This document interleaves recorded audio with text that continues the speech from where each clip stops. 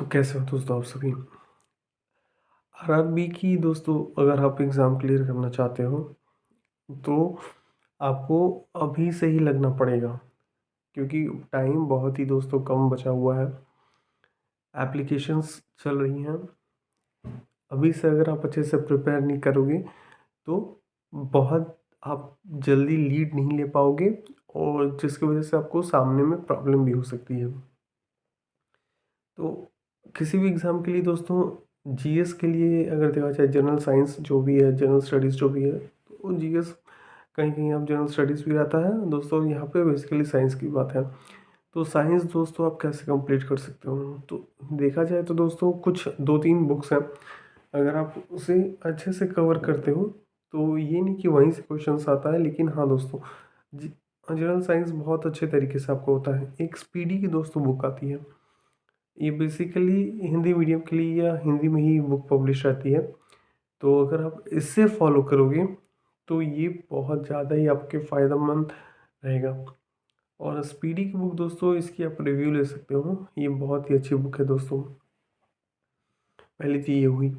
दूसरी दोस्तों, अगर किसी को हिंदी में प्रॉब्लम होता है, जैसे मुझे भी थोड़ी बहुत होती है, तो मैं जो करता हूँ वो लूसेंट्स की मैं बुक फॉलो करता हूँ दोस्तों। हालांकि ये थोड़ा सा भी आउटडेटेड हो चुका है, लेकिन फिर भी जो की चीज़ें स्टैटिक रहेंगी वो अभी भी दोस्तों काम देगा। चाहे आप उसे हिंदी में पढ़ो चाहे इंग्लिश में पढ़ो, कोई फ़र्क नहीं पड़ता उतना। तो ये आप पूरा पूरा आप लूसेंट ले लो। ये तो दोस्तों हो गया एक थोड़ा सा शॉर्टकट।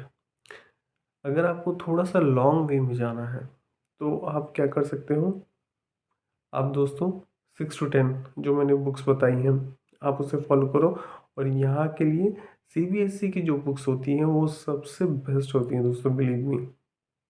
आईसीएसई की भी आप कर सकते हो, कोई वैसे इशू नहीं है, लेकिन आप थोड़ा सा अगर देखोगे तो सीबीएसई का पैटर्न पैटर्न भी आप बोल सकते हो, और थोड़ा सा इलेबोरेट रहता है। लेकिन आईसीएसई भी बहुत ही अच्छी है, क्योंकि बेसिकली मैंने आईसीएसई और आईएससी दोनों से मैंने पास आउट किया, तो मैं इसीलिए आपको बता सकता हूँ ये सारी चीज़ें।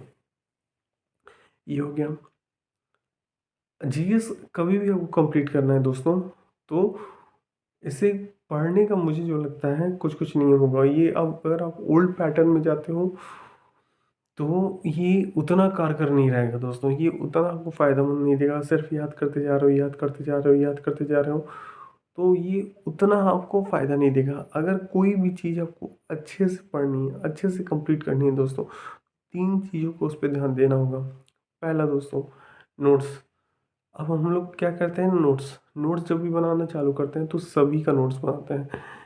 सबसे गलत तरीका है दोस्तों, सबसे ज़्यादा मतलब सबसे ज़्यादा गलत तरीका है। नोट्स, अगर आप एक बुक इतनी सी मोटी है और अगर पूरे उस बुक का नोट्स बनाने बैठ गए तब तो पूरा का पूरा आपका टाइम बर्बाद हो गया। तो यहाँ पे आपको स्मार्टली खेलना है दोस्तों। हार्ड वर्क तो आपको चाहिए ही चाहिए, इसके संग संग आपको अपना स्मार्ट वर्क भी करना होगा, जहाँ पे आप ये समझ पाओ कि चीज़ें कैसे काम करती हैं।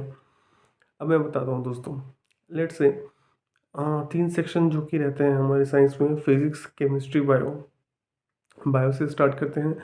बायो में अगर आप मान लो कि लूसेंट्स में 10 चैप्टर हैं, तो कोई 10 चैप्टर में से एटलीस्ट 3 चैप्टर तो होंगे जो बहुत ईजी होंगे। आप उसे बुक से ख़त्म करो पहले।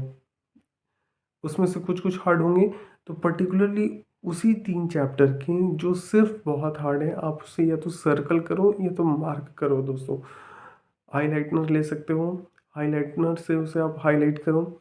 वो नहीं हो रहा है दोस्तों, आप पेन से उसे लिखो, पेन से लिख के कहीं नोट्स बनाना चालू कर दो। आप वो भी नहीं हो रहा है तो आप किसी भी हिसाब से आप टाइप करो, कहीं भी एक कुछ भी एक बना लो जिससे वो आपको काम दे।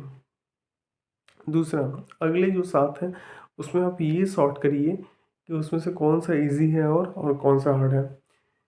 जो दोस्तों थोड़ा बहुत हार्ड है, अब उस पर पहले आइए।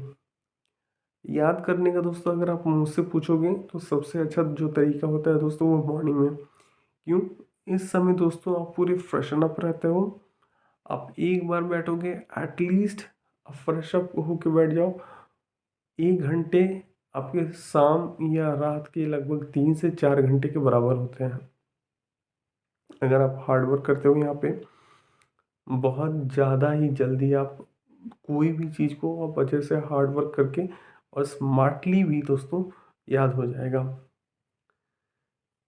इसके संग अगर देखा जाए दोस्तों, इस पहले 3 आपने कंप्लीट किए हैं, 7 में से अगर आप 4 भी कंप्लीट करते हो तो 7 हो गया दोस्तों, और बचा हुआ और 3, ये 3 दोस्तों इसमें भी आप बस थोड़ा थोड़ा करके बस पढ़ना चालू करो, पढ़ना चालू करो, पढ़ना चालू करो। इससे क्या होगा दोस्तों, रिपीटिशन, रिपीटिशन से क्या होगा दोस्तों, कोई भी चीज़ जो आपको पहले डिफ़िकल्ट लगती है आपको समझ में आने लगता है।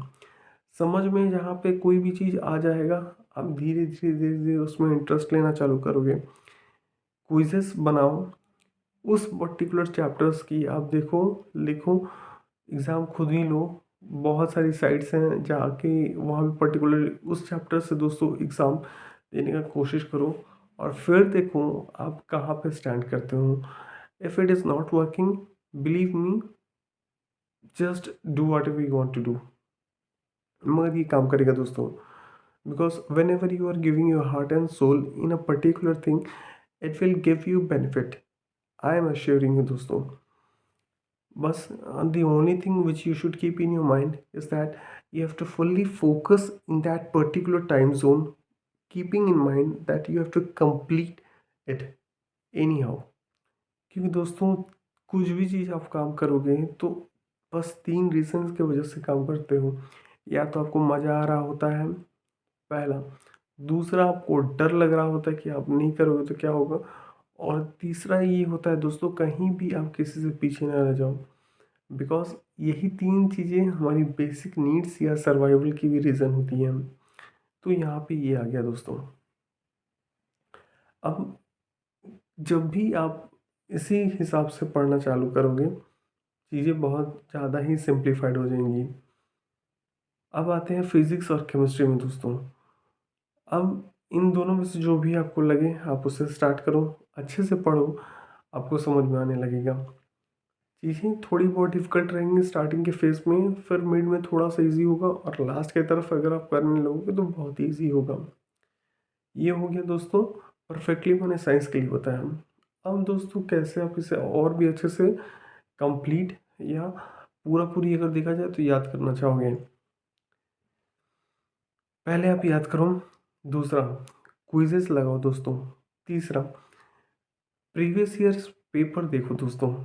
प्रीवियस ईयर पेपर देखोगे आपको समझ में आ जाएगा कि कोई क्वेश्चंस कितने हार्ड हैं, कितने इजी हैं, कितनी बारी आ रहे हैं, या उसके इर्द गिर्द कौन कौन से चैप्टर हैं। ये करोगे, एक सिंपल आपको नोशन समझ में आ जाएगा कि चीज़ें इस हिसाब से हो रही हैं। ये साइंस का ख़त्म हो गया। अब आते हैं दोस्तों क्वांट। क्वांट दोस्तों एक ऐसा ही चीज़ है कि इसे आपको सिर्फ करने से ही पता चलेगा कि आपको कितना आता है और कितना नहीं आता है। इसीलिए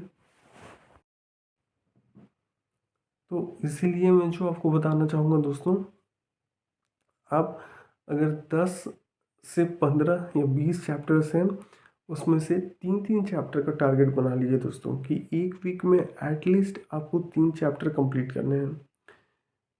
उन 3 चैप्टर में से दोस्तों आप वो पूरा अच्छे से क्वेश्चंस बनाइए। एक ही बुक से आप मल्टीपल टाइम्स उस चैप्टर को बनाइए, जितना हो सकता है उतना बनाइए दोस्तों। अगर आप नई एक स्टूडेंट हो जो कि अभी अभी अभी आप इसमें इस एग्ज़ाम्स में एंटर कर रहे हो दोस्तों, इस फील्ड में पर्टिकुलर कंपटीशन की जो बोला जाए, तो ये थोड़ा सा दोस्तों आपके लिए एक्साइटिंग फेस रहता है, क्योंकि यहाँ पे आपको समझ में आता है कि आपको पता नहीं है, आप देख रहे हो देख रहे हो देख रहे हो, but in the meantime also you should be preparing seriously bit a little bit. क्योंकि अगर आप थोड़ी सी सीरियसनेस रखोगे तो एज के फैक्टर में आपको एडवांटेज मिल सकता है। कम से कम 20 चैप्टर में से 10 से 12-15 चैप्टर की आप टारगेट लेके चलो, अच्छे से बनाओ। बेसिक्स मैथ की एक आप रखो, एडवांस मैथ में आप कुछ चैप्टर्स को डिवाइड कर लो, और बाद बाकी जो है अर्थमेटिक आप ये देख लो कि उसमें से कौन कौन से चैप्टर पसंद आ रहे हैं आपको। अगर आप ये करोगे तो ये आपके लिए बेहद फ़ायदेमंद साबित होगा। दूसरा, कोई भी एक पर्टिकुलर यूट्यूब से एक ट्यूटर को पकड़ो, जो भी ट्यूटर आपको समझ में आ रहा है, टीचर की उसकी ट्रिक्स कैसी हैं, वो क्या समझाना चाह रहा है, और बार बार 6 महीने में दोस्तों 10 बार टीचर ना बदलें, क्योंकि ये आप कोई भी फ़ायदा नहीं देगा। उल्टा जितना आपने अच्छे से कोई भी चैप्टर किया उसमें आप और कंफ्यूज हो जाओगे, आप कुछ भी कर नहीं पाओगे, आपको कुछ भी समझ में नहीं आएगा, और लास्ट में वही होगा कि अल्टीमेट ज़ीरो, बिग ज़ीरो आएगा आपका। तो मैं वही बताना चाहूँगा कि यहाँ से अच्छे से प्रिपेयर करिए। बहुत सारे टीचर्स हैं, बहुत अच्छी तरीके से पढ़ाते हैं, अभी स्टार्ट भी हो गया है।